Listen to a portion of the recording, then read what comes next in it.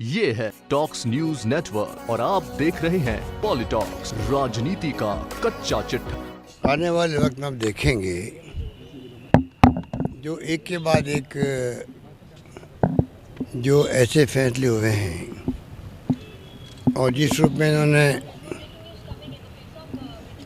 Issue based राजनीति नहीं करके डेमोक्रेसी के अंदर इशू बेस्ड आप कैंपेन करो, ये आपने नोट किया होगा। हमेशा ये आम जनता को उद्वेलित इशू कौन से कर रहे हैं? बेरोजगारी कर रहे हैं, बेकारी कर रहे हैं, स्लो डाउन कर रहे हैं, इकोनॉमिक काम धंधे ठप पड़े हैं, लॉ एंड ऑर्डर की स्थिति पूरे देश में माहौल बन गया हिंसा का, भय का इशू है। इसको एड्रेस करने की बजाय अगर बीजेपी वाले खाली वो थोपना चाहेंगे कि राष्ट्रवाद, पूरा देश राष्ट्रवादी होता है, हम सब राष्ट्रवादी हैं, 370 राम मंदिर, तो जनता जानती कि राम मंदिर का मुद्दा 30 साल से चल रहा है। तो अब जनता ने जो अभी इनको जवाब दिया महाराष्ट्र के अंदर और हरियाणा के अंदर, उसके बाद आप देख रहे हैं कि जो चुनाव हो रहे हैं उनके परिणाम में वो आए जो कि एक सबक सिखाने वाले थे। बाई इलेक्शन हुए जहाँ इवन गुजरात के अंदर 3 बाई इलेक्शन कांग्रेस जीती है वहाँ पर असेंबली के।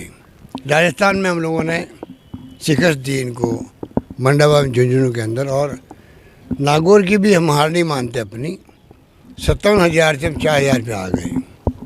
कहने का मतलब ये कि आज भी मैं कहना चाहूँगा बीजेपी को चाहिए कि आप सत्ता संभाले हुए देश के अंदर, आप इशू देश में कौन कौन से हैं जनता के, उसको आधार बना के आप बात कीजिए।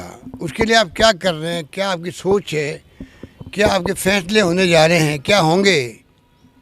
जो एक्सपर्ट है कंट्री के, इकोनॉमिस्ट है, वो जो बता रहे हैं क्या हालात है देश के अर्थव्यवस्था को लेकर के, उसकी आप परवाह नहीं कर रहे हो, उनको आप तवज्जो दे नहीं रहे हो, वो अब हम घमंड में ही चल रहे हो। ये अच्छी परंपरा नहीं लोकतंत्र के अंदर, मेरा मानना ये है। और आप आंकड़े छिपा रहे हो, NSSO के आंकड़े पूरे देश के अंदर मैंने खुद ने देखा, जब छिपाए गए पार्लियामेंट चुनाव के पहले बेरोजगारी के, चेयरमैन ने इस्तीफा दे दिया, मेंबर ने इस्तीफा दे दिया। एक भी अखबार ऐसा नहीं होगा देश का, मुख्य अखबार जो हैं जिनके संपादकीय नहीं आए हों, उस बात को लेकर के आज़ादी के बाद पहली बार ऐसा हो रहा है, आंकड़े छिपाए जा रहे हैं। उन आंकड़ों के आधार पर आगे की योजनाएं बनती है विभागों की, राज्यों की और केंद्र की। छिपाने का क्या अधिकार आपको? वही आंकड़े, चुनाव समाप्त हुए, सरकार बनी, और वही आंकड़े आपने जनता के सामने प्रस्तुत कर दिए। तो ये इस प्रकार की जो हरकतें हैं, फैसले हैं, उससे जनता ऊब चुकी है। उसके कारण से आप जो कह रहे हो सिकुड़ते जा रहे हैं, जिस स्थिति बनी है। 2/3 जो निकाय हैं उन पे निकाय प्रमुख कांग्रेस के बने हैं। आगे पंचायत चुनाव भी अब उम्मीद करते हैं कि पंचायत चुनाव में भी अच्छी परफॉर्मेंस होगी। आगे चुनाव और आएंगे वापस, नगर पालिका, नगर परिषद, नगर निगमों के, उसमें कांग्रेस विजय प्राप्त करेगी। मुझे पूरा यकीन है कि जनता ने एक विश्वास प्रकट किया है। अब हमारी जिम्मेदारी है कि हम कैसे विश्वास पे खरे उतरें।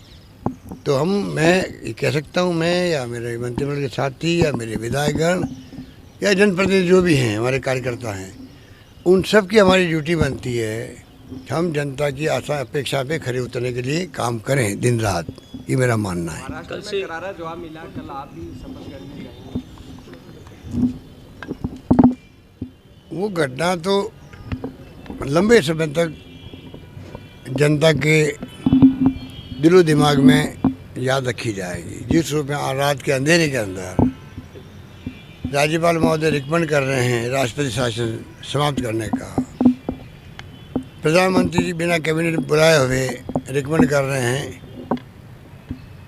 राष्ट्रपति महोदय को। राष्ट्रपति महोदय पता नहीं उस वक्त क्या कर रहे थे, वो तकलीफ दी होगी उठाने की, साइन करवाए होंगे, और उसके बाद में सुबह 5:47 पर राष्ट्रपति शासन समाप्त। 8 बजे शपथ मिस्टर फडणवीस की, और अजीत पवार जी की, और 8:15 बजे प्रधानमंत्री मोदी जी का ट्वीट बधाई के लिए। तो पूरी सीक्वेंस जो है वो बताती है कि आप देश को किस दिशा में ले जाना चाहते हो।